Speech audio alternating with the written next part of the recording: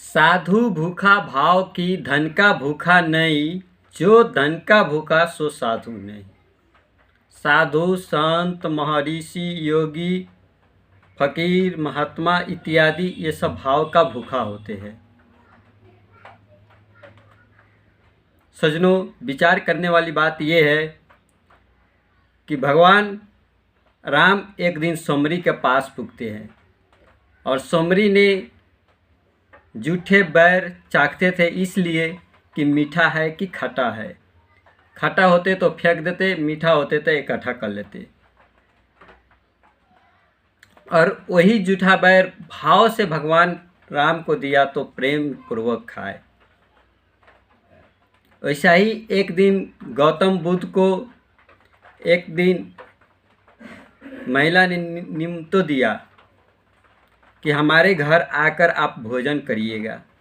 तो गौतम बुद्ध निमंत्रण स्वीकार कर ली और गौतम बुद्ध गए उनके घर भोजन करने। तो विषालु तरकारी थे। गौतम बुद्ध जानते थे ये विषालु तरकारी है, फिर भी इतना प्रेम से खिलाया कि गौतम बुद्ध वो तरकारी को सेवन कर लिया और उसका आखिरी भोजन था वो। अगर भाव नहीं है हमारे पास तो हम किसी को कुछ नहीं प्राप्त कर सकते। प्रेम से प्राप्त किया जा सकता है, भाव से प्राप्त किया जा सकता है। भगवान कृष्ण जब गए तो दुर्योधन ने निमंत्रण दिया कि हमारे घर आकर 56 भोग का प्रकार भोजन करिएगा। दुर्योधन के पास वो भाव नहीं था, इसीलिए भगवान कृष्ण ने ठुकरा दिया और विदुर के पास जाकर साग रोटी खाया।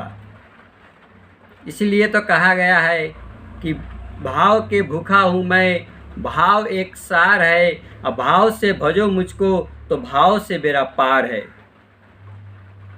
कि भगवान भाव का भूखा होते हैं और भगवान को पाने के लिए भावुक होना जरूरी है। भगवान को पाने के लिए मेडिटेशन, निर्मल मन होना जरूरी है। भगवान को पाने के लिए चाहना होना जरूरी है।